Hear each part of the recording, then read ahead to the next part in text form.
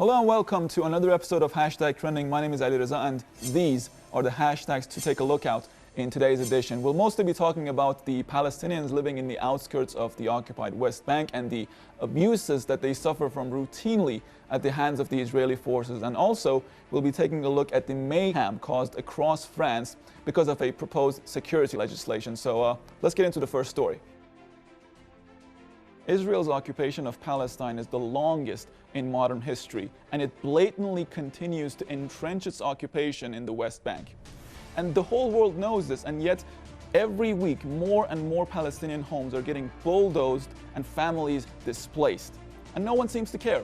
Otherwise, this old man wouldn't have to beg on bended knees and be shoved around now, would he?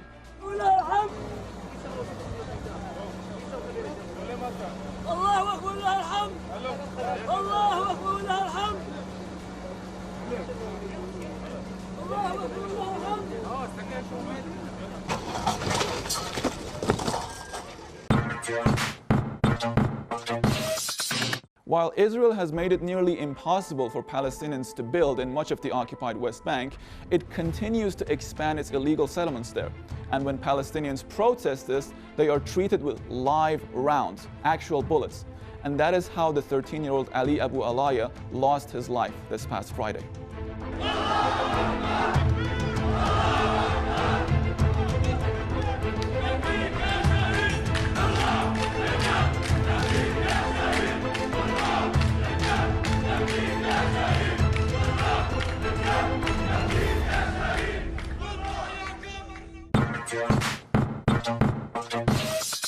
Unfortunately, these are common occurrences in the occupied Palestinian territories, and yet nothing solid has been done to effectively end the abuse that Palestinians suffer from every day.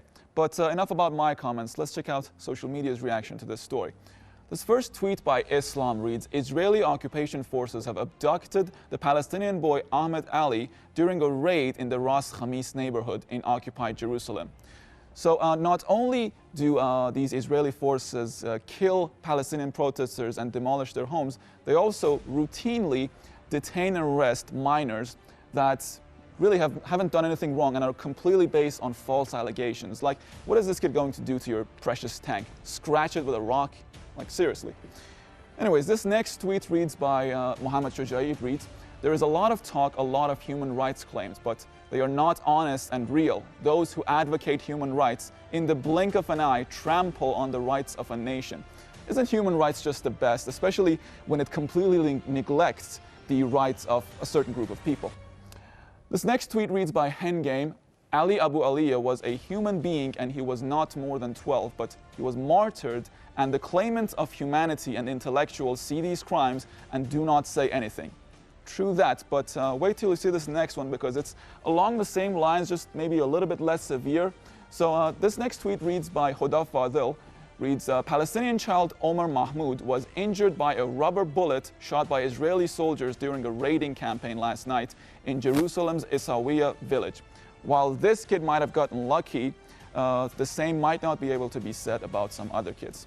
Now this next tweet reads by Matt Al-Darab, "The brutality at the heart of the occupation is undoubtedly clearly illustrated here. Silence should never be an option for anyone with a conscience who must speak up on the profound injustice inflicted upon the Palestinians and their inalienable rights for justice and freedom."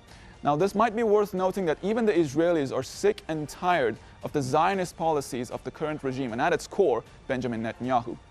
So this next tweet by Halekos Amarilos reads, "In Israel, dozens arrested in Jerusalem as anti-Netanyahu protests continue.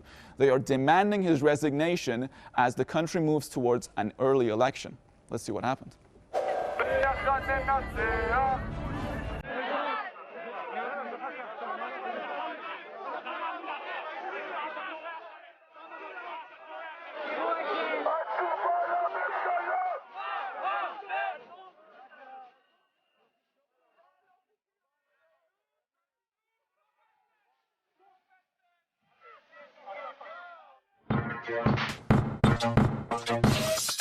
Protests continue across France against the proposed global security law and its signature measure to prevent the filming of police officers.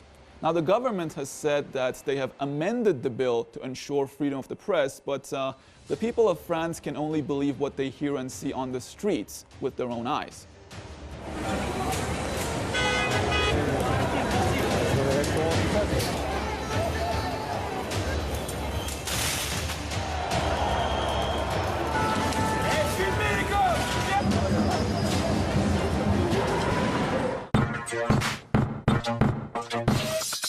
All right, so it's time to hit the tweets pool and see how social media has reacted to the developments of these protests that have been going on for some time now in France. So the first tweet by Lisa Louis reads, "Heavy police presence at demo against a security bill in Paris." So let's start with the first one.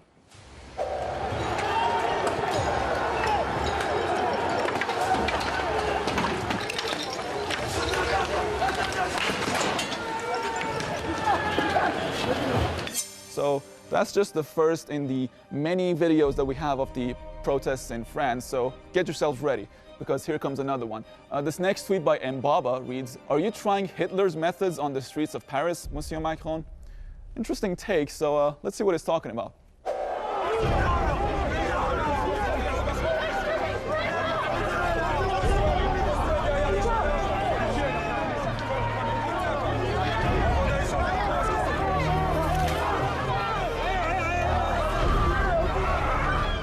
So on to the next one. This one by Hello Irlandia. It reads, "Multiple vehicles set on fire in Paris as protests against the global security bill continue." All right, so here we go with another video. Let's check it out.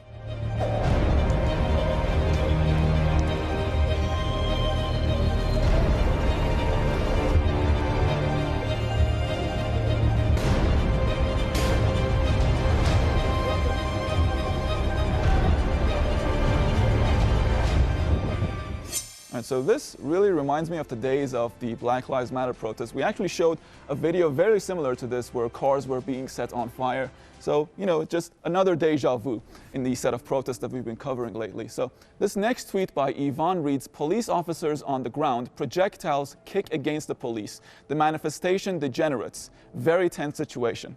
Let's see it in another lens.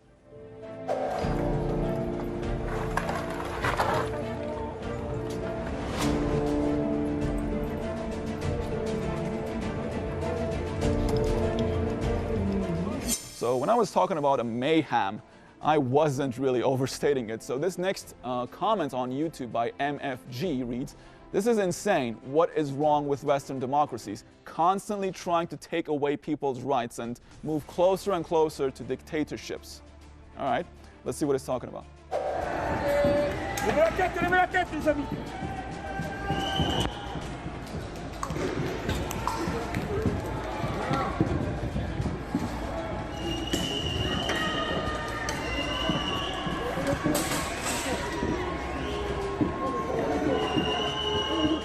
Well, I mean, judging by these videos, there seems to be quite a lot wrong with the current state of Western civilization and Western democracy. So this next one, another comment on YouTube by Zoe reads, "Historically, being against the French people hasn't worked out too well for the people in power." Just a thought. All right, so another video of the protests.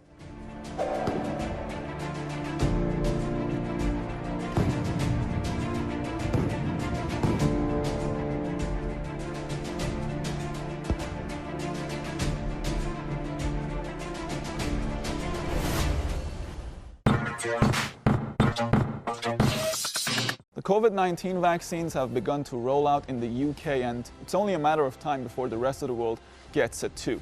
Except, of course, for Iran, because as the chief of Central Bank of Iran has mentioned in an Instagram post, the US sanctions are preventing Iranian banks from paying for the vaccine. The Americans are even preventing Iran to spend its funds that are blocked in South Korea to pay for the vaccine. And on that note, I will end the show right here. See you next time. Take care, and bye-bye.